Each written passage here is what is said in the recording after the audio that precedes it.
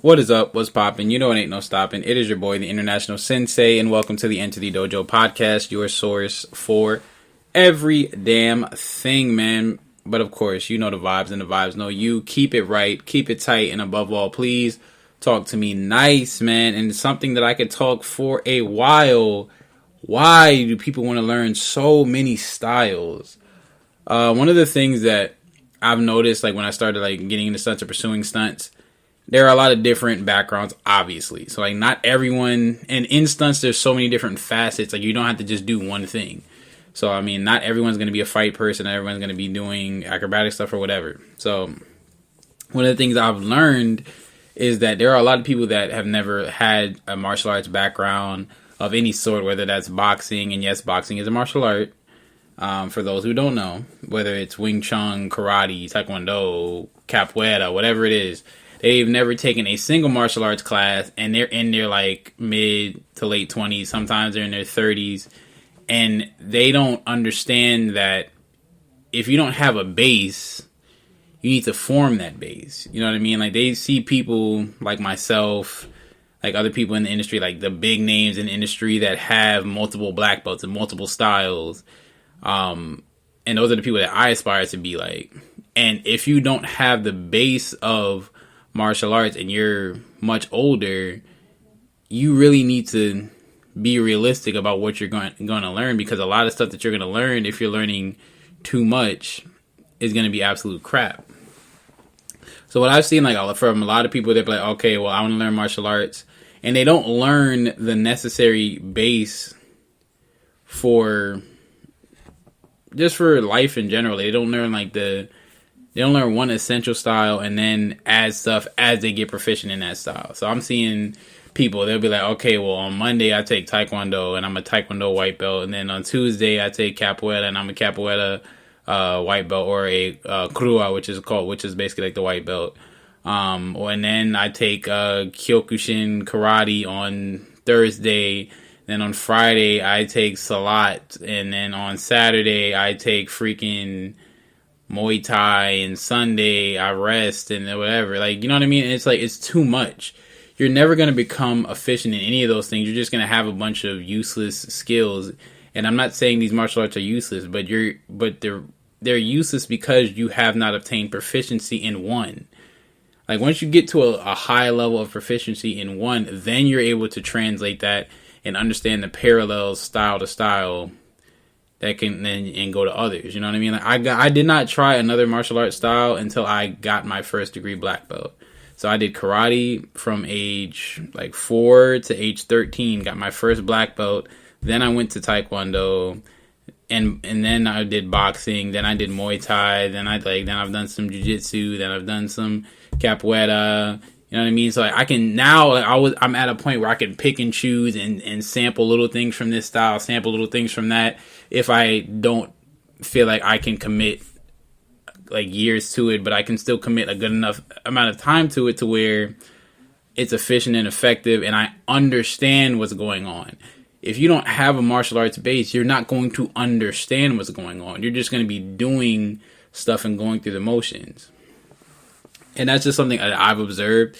One of the things that I would give advice for anyone, whether it's if you're trying to get into fighting, if you're trying to get into stunts, if you're just trying to learn martial arts in general, just for your health and your safety, pick one style. And it doesn't have to be a striking art. It could be a grappling art. So let's say you've never grappled before. Go buy a gi and go do jiu-jitsu for a year. Just consistently train nothing but jiu-jitsu for a year. And understand it and get the basics down. Then you've been training jiu-jitsu for a year, and let's say you want to add striking, add a couple days of boxing. Realistically, and I'm saying this for older people. Now, realistically, I would say like have freaking jiu-jitsu for 4 or 5 years, 6 years, then keep doing the jiu-jitsu and add some boxing, you know what I'm saying? And then keep and then add the boxing, and then maybe add some wrestling or something like that. You know what I mean? Like, you add it in increments. You can't just add everything at once. It doesn't work like that. Even for people that do like MMA and stuff, everyone has a base.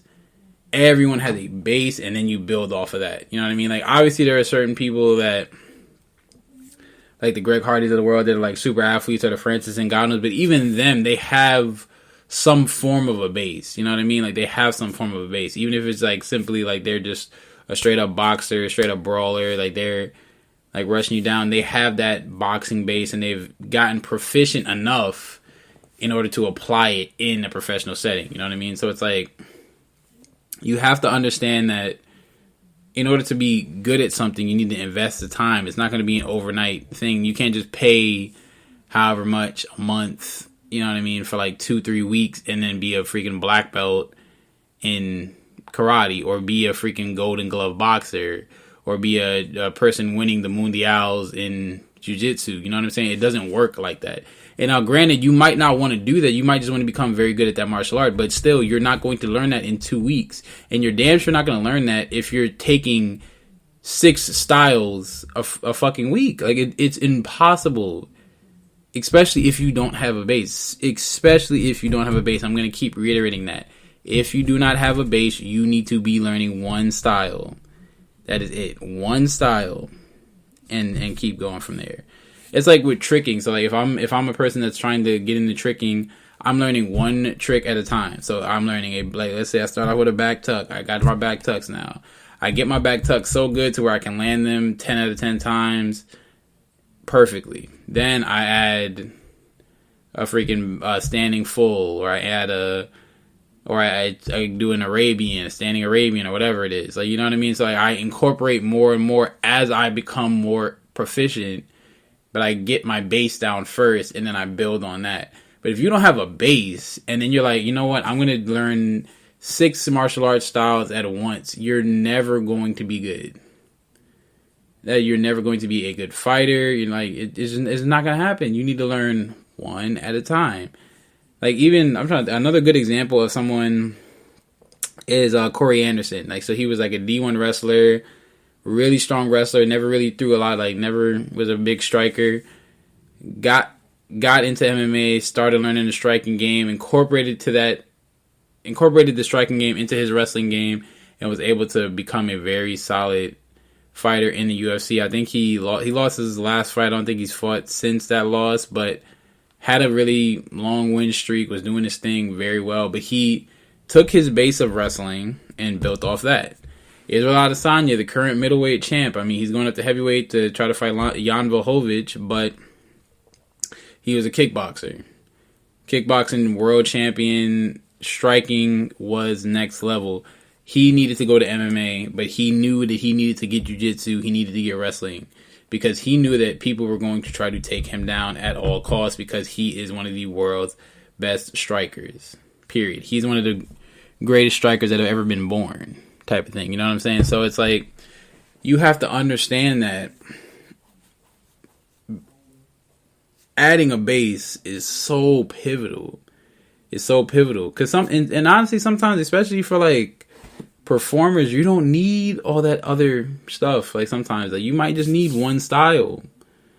You might just need one style. Or if you're fighting, you need to understand a lot, yes.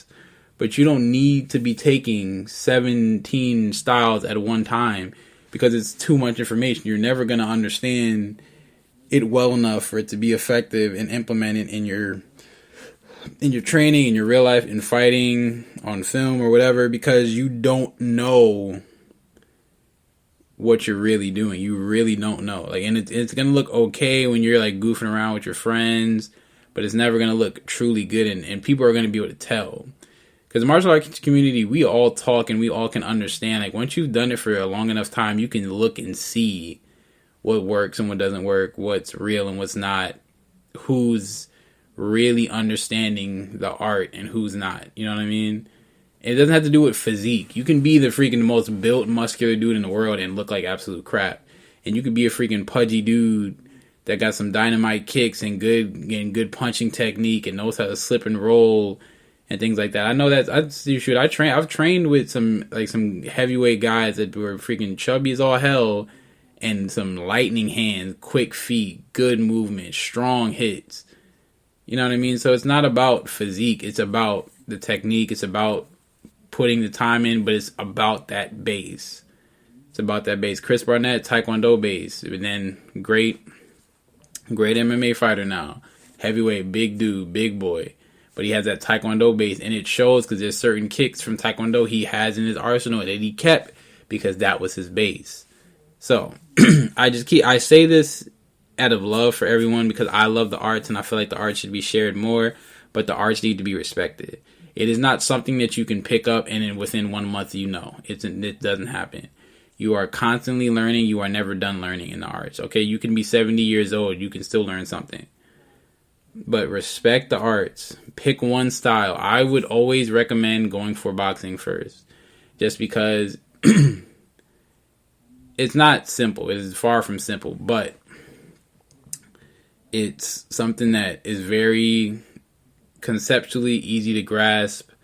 There isn't a belt system like there is in karate, taekwondo, and things like that. So it's a little bit easier, especially if you are older. And I'm not saying 20 is old, but 20 is old to have just started doing martial arts.